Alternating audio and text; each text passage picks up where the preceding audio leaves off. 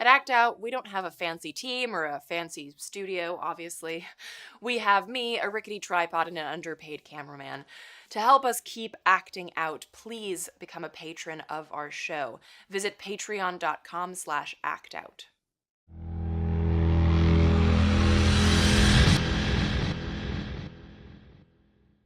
This week on Act Out, March is Women's History Month, and while it's always a good idea to recognize the powerful role of women in the fight for justice, not all women who have power wield it well, or deserve our pride and recognition. We take a look at one such woman, a deep state darling on the rise in the midst of Nazi lines and war crimes. From tweets to marching in the streets, this is Act Out. Rockets! Blockade! Bulldozers swarm outside the checkpoint gate. I know it's flash broke the hush and blew me into the street. I awoke next to the body of my baby. No! Welcome to Act Out. I'm Eleanor Goldfieild, and this is your tipping point. So, March is Women's History Month, and a good time to remind everyone that, hey, women matter? Oh, and also, women, in particular women of color, have historically led the fights for justice and freedom in this country with little to no appreciation or recognition. And while I have qualms about a designated Women's History Month, as if every month, every goddamn day, shouldn't recognize the past and present power of women worldwide, I do like seeing more posts raising awareness and uncovering redacted and censored her stories. That being said, it bears repeating that not all women are a source of pride for other women, or indeed any gender of people. I spoke a lot about this during the 2016 election with regards to Clinton. Being a woman doesn't mean that whatever you do is a win and a step forward for other women. That'd be like saying that anything Netanyahu does is a positive for Jews worldwide, and as a Jew, I resolutely reject the idea that that genocidal war hawk represents me. And likewise, as a woman, I reject the idea that Clinton represents me. Pedestaling women like that casts aspersions on the whole idea behind a Women's History Month. A month I assume is about feminism, justice, and egalitarian principles.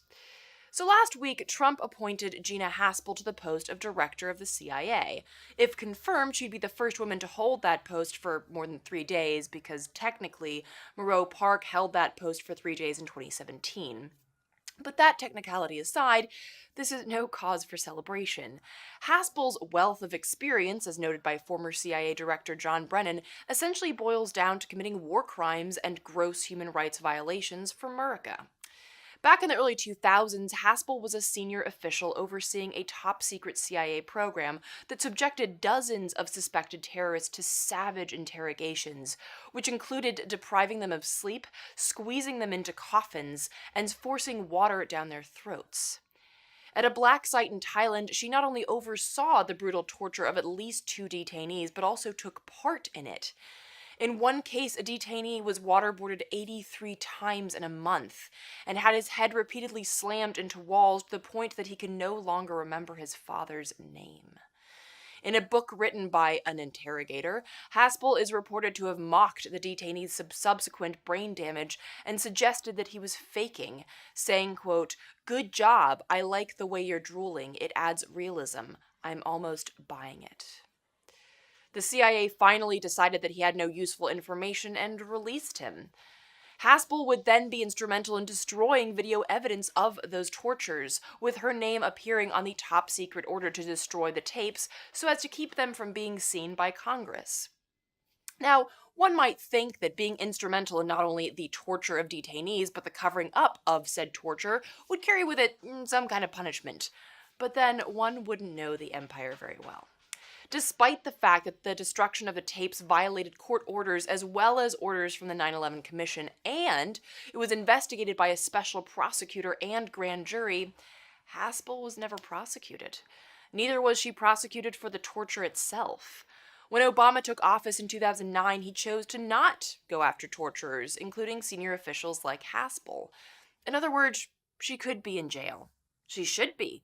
But our system couldn't be bothered to prosecute or take legitimate action against war criminals, something that, interestingly enough, Germany, of all countries, is apparently pursuing. The European Center for Constitutional and Human Rights issued a complaint to Germany's federal public prosecutor back in 2017 when Haspel was appointed deputy director of the CIA by Trump. ECCHR's General Secretary Wolfgang Kalleck said this about the letter. Those who commit, order, or allow torture should be brought before a court. This is especially true for senior officials from powerful nations.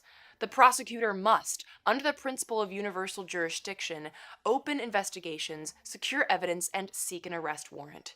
If the deputy director travels to Germany or Europe, she must be arrested. Simple, straightforward, very German. And speaking of Germany, it seems that Haspel's champions are taking a page from an old German, or more specifically, Nazi handbook.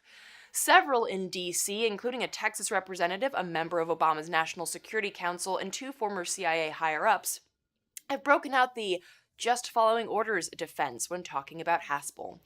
Known as the Nuremberg defense, the just following orders line was brought up in the post-Second World War trials when accused war criminals tried to justify their crimes against humanity by saying that, hey, we were just doing what we were told, just doing our jobs. And we've seen this on many other occasions, be it private security at Standing Rock, killer cops, or indeed, torturers. But regardless of where it's used, it's ultimately, of course, bullshit, and only used to cover up a sick, twisted reality. As John Kiriakou, a former CIA operative and whistleblower who exposed torture practices at the agency, said about Haspel recently, Gina and people like Gina did it, I think, because they enjoyed doing it. They tortured just for the sake of torture, not for the sake of gathering information. Indeed, it's because it's shown that torturing doesn't actually give you legitimate information. Our system rewards people like Haspel, and has done even before we dragged up Nazi quotes. Indeed, while Haspel may need to steer clear of Germany, Henry Kissinger, for example, has to avoid places like Chile, Spain, and France, or face judicially ordered questioning or detainment. And that's not counting countries like Norway, Ireland, and England, where people pushed for an official state response or action regarding Kissinger. Yeah, U.S. war crimes and their criminals are infamous worldwide, yet here at home, they're just another cog in the machine of empire.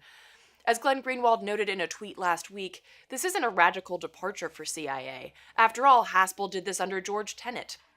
At the time, John Brennan, who became Obama's CIA director, was an advocate of rendition and other torture methods, and Pompeo was fine with black sites. Still notable, she's an actual torturer. Yeah, still very notable. The idea that you can be guilty of war crimes and still get ahead is certainly not a new idea in this country, but this brazenly open rewarding of a torturer should not just pass us by with a shrug. Many things that this administration has done have been done before. It's just that now the cover-up is hardly even ever attempted. Our government is oppressing, obstructing, destroying, and enriching themselves more openly than before, and what's our response to that going to be? Are we just going to sit and watch Haspel undergo the Senate confirmation hearing and accept whatever? Will we log this as just another transgression against people worldwide, but ultimately concern ourselves more with, brunch?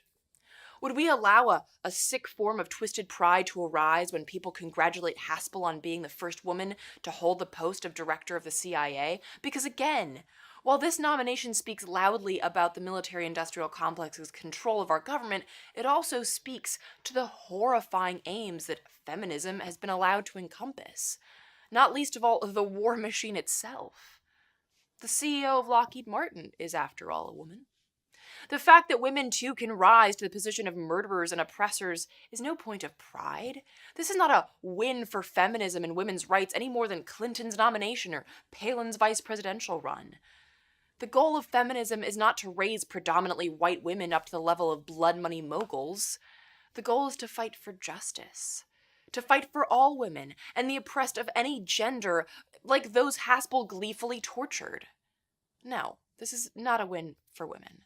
Because this is not a win for humanity. It's a loss. An attempt to sanitize atrocity by wrapping it in femininity. Don't fall for it. And don't let these low-life scum parade the decayed and twisted terrorists of our empire through the streets and the system as heroes.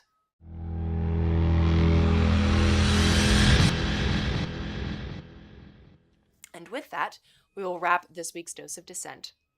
Thank you so much for watching. Please spread and share this with all of your friends, foes, and people you don't know. As always, check out that last slide and the show description to find sites mentioned in this week's show, and for interim updates, as well as posted videos, images, and articles, visit us on social media. From the Devil's Den, good night and act out. And real quick, to keep independent, non-corporatized media like this show going, donate at occupy.com/donate. If you'd like to donate directly to Act Out, visit patreon.com/actout. I